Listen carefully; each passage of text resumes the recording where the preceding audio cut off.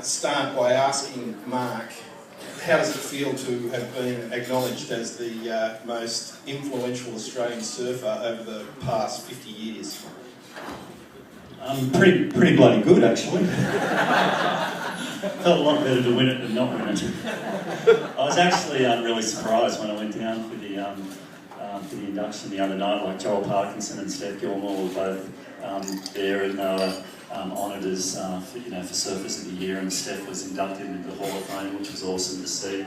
I actually sort of felt for Steph there because when she was giving a speech, she had all the other inductees behind her, and I was just thinking, how heavy, must it be to be up there giving a speech when you've got surfers like Mark Opalupa, Lane Beachley, Nat Young. There were just so many great Australian surfers up there on the stage behind us.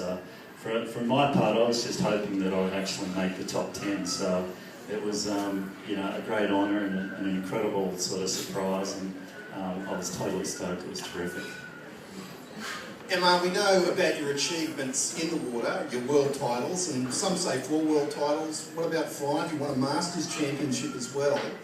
But I think part of that award and that acknowledgement, looking at yourself in first place and Simon Anderson second, a lot of it had to do with what you did out of the water and what you've contributed to surfing. That design of the twin fin, for those of us who aren't familiar with that, where did that idea come about, and how did you refine it and take those big those boards to the big waves of Hawaii? That's quite a long question, and maybe we could probably answer that one later. I think I'd bore you to tears for about an hour talking about the twin fin. But basically, I guess I've had a very fortunate career, or I've had a competitive career, and also a career shaping surfboards. Strangely, when I left school, I wanted to be a surfboard shaper because I didn't want to have a real job.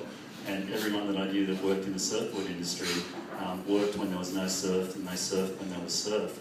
And then competitive surfing sort of got in the way for a few years there, and now I'm back doing what I originally started doing, which was shaping surfboards. And I get a tremendous amount of enjoyment out of shaping surfboards because it's one of the only sort of handmade sporting products that are out there, and you can custom make a board for someone, and you just get this incredible feedback when you make a board for someone and you see them in the water, or they come in and talk to you, because you're actually sort of affecting their recreational time and sort of enhancing their recreational time.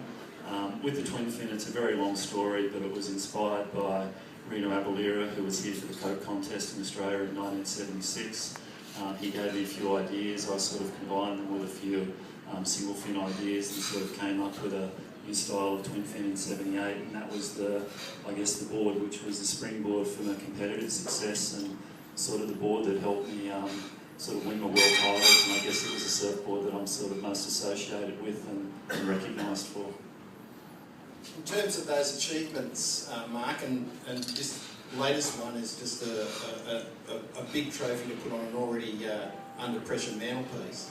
How do you feel about, what do you think your biggest achievement is yourself? And I know that's a hard one for you because you're a humble guy, but if you have to single something out that you've, in terms of surfing, what do you think is the single most achievement that you've racked up? I've probably got no idea, but the mantelpiece isn't actually very scattered at home. I've got a family that doesn't want a shrine to MR in the house. We've actually got a photograph. There's an artist in Queensland called Christian Chapman who airbrushed a few surfboards for me, and he does these incredible sort of portraits, and he sent me down this portrait that's about the size of this Burton Toyota poster behind us, and it's basically my head. And it arrived on Surf Cargo when we still had the shop sort of last year. And I popped it upstairs because I didn't know what to do with it. And then my wife saw it about a month or so later, and she said, we've got to put that up in the house. So as you come up the steps onto the 2nd level, there's this massive image of my head, which totally freaks my kids out. Every time they go past it, they're just going, "Okay, you're tripping, you just can't have that shit on the wall." So we had my daughter's 21st party a few months ago, and she made me take it down because she had about 20 friends over, and she said, "There's no way we can have that big head looking up at everyone." But I guess I said in the speech the other night that it's been a long time since I've won anything, and that's totally true. It's been a seriously long time. As Joel said, when I was winning world titles, I think he said he wasn't even born. So I think for me, I said in the speech the other night, I think that the thing that is, as you get older, you sort of think about your life a little bit more and sort of where you're going. And when I was younger, I was like ridiculously, competitively possessed. I've said that I would paddle over the top of my mum in a competitive heat and drown her, and that's exactly how I felt. Like I did some stuff competitively that I'm not actually proud of, but I wanted to win. But what happens is I think when you get older, you think about your life a lot more, and I think everything that I did competitively sort of starts to pale into insignificance, and it becomes less important as you get older.